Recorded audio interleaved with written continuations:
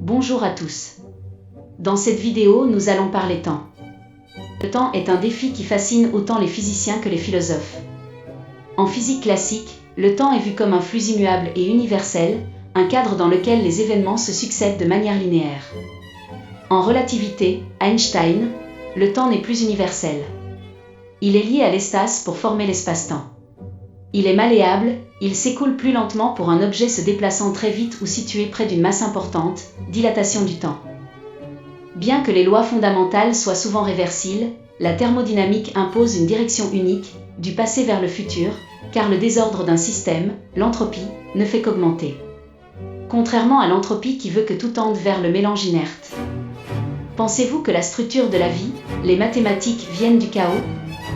Nous inventons les concepts et le langage mathématique, mais nous découvrons les relations et les vérités qui en découlent. Les microzymas de Béchamp sont des bâtisseurs. Ils utilisent l'énergie pour construire des structures complexes. Russell était très critique envers les scientifiques qui affirmaient que l'univers tend vers une mort thermique. Pour lui, c'est une absurdité, car l'énergie ne s'use pas, elle ne fait que changer de direction dans un cycle éternel. Là où la chaleur se perd, entropie, le froid se contracte pour recréer du potentiel, génération. Il faut savoir que l'homme n'a jamais créé la moindre quantité d'énergie, il ne fait que la transformer. Cette affirmation repose sur l'un des principes fondamentaux de la physique, souvent attribué au chimiste Antoine Lavoisier: rien ne se perd, rien ne se crée, tout se transforme. Tout se transforme mais rien ne se perd, donc l'entropie pose problème. La science peine à mesurer la valeur créatrice de cette chaleur dissipée, car elle ne sait mesurer que le rendement d'une machine isolée. Une perspective plus organique de la physique donnerait ce que la thermodynamique classique appelle dégradation ou déchet n'est en réalité que le carburant d'un autre cycle. Dans cette vision, l'entropie n'est plus une fin en soi, mais un moteur de métamorphose. Pour en revenir au temps, on voit que la notion la direction unique, du passé vers le futur, elle n'est pas si évidente.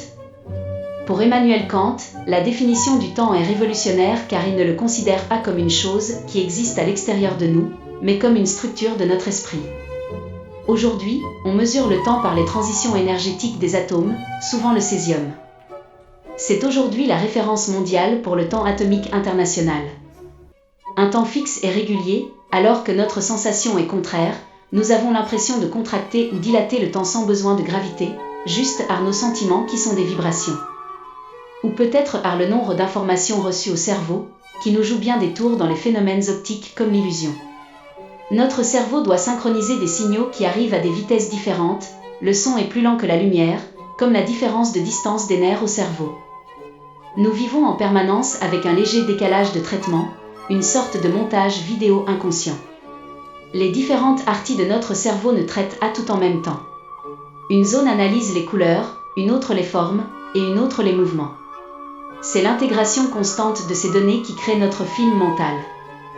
Si les mathématiques ne mesurent pas des objets réels, elles mesurent des équilibres de force.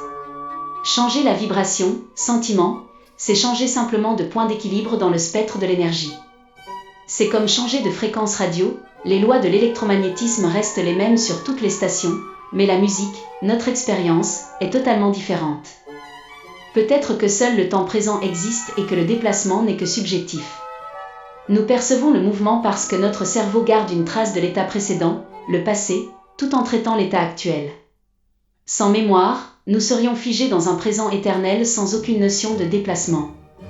Si les règles de transformation de la matière sont constantes, alors les mathématiques restent valables, peu importe que le temps soit une illusion ou une dimension réelle. Comme le disait saint Augustin, qu'est-ce donc que le temps ? Si personne ne me le demande, je le sais, mais si on me le demande et que je veuille l'expliquer, je ne le sais plus. Merci de votre attention.